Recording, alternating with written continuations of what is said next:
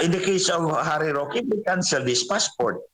Oh, hinahabol nila si Harry Roque, kinansilan nila yung passport. Ito, bakit kay Saldico hindi nila kinakansila at to this point in time? Dawit din po yung ilan po sa mga opisyal, no? I mean, mga nasa Kongreso tulad po ni itong si Zaldico na nadadawit at pinaghahanap nga ngayon. May pahayag nga doon si Congressman Toby Chanco na may kapangyarihan po itong Department of Foreign Affairs na kusang kansilahin itong passport. Sa tingin po ninyo, pwede pong gawin yun batay po sa ating batas? Yes, in the case of Harry Roque, they cancel this passport. Oh, hinahabol nila si Harry Roque, kinansilan nila yung passport. Ito, bakit kay Saldico hindi nila kinakansila at to this point in time? Dapat kinansila yan para mapilitan niyang umuwi dito sa Pilipinas, mabalik dito sa Pilipinas. He will be deported from his country of refuge at this time.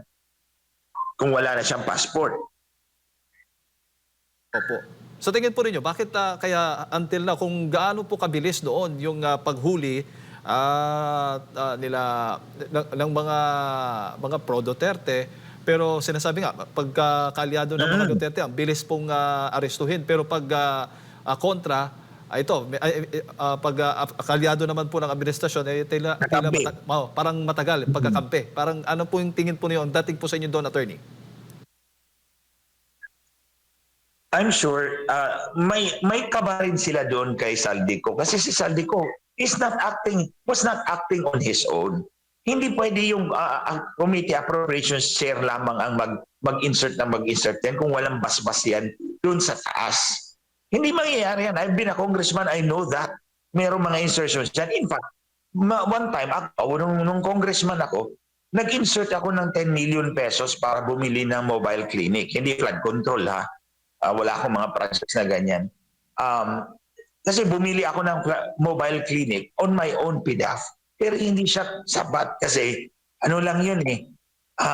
Dental clinic, maternity clinic, tsaka x-ray. Gusto kong bumili pa ng isa kasi gusto kong magdala ng medtech doon sa barangay. Gawin ko siyang laboratory, mobile laboratory. So, ang kinausap ko, hindi ang committee chairman. Hindi ang Committee on Appropriations, si Nograles, yung speaker ang kinausap ko. Kasi alam ko, ididikta lang niya yan doon sa Committee on Appropriations chairman. So pumunta ako kay chairman, kay Speaker Nograles, pinakita ko sa kanya, sabi ko, boss, bumili na po ako ng sarili kong mobile clinic para dalhin ko kasi sa biliran at that time, isa lang ang hospital namin, 200-bed hospital serving 200,000 people. So sa akin, dadalhin ko yung hospital medical service doon sa barangay. So nakabili ako ng isa pero hindi sapat yung PDAF ko. Pala ko 3. So nag-insert muna ako ng isa para laboratory clinic. Tapos yung pangatlo, operating theater. Dadalhin ko doon ako mangungupira sa barangay mismo. So ang speaker ang kinausap ko. And then sinabihan niya yung Committee on Appropriations. So nilagyan ng 10 million doon sa DOH. Ang DOH ang bumili, binigay sa akin.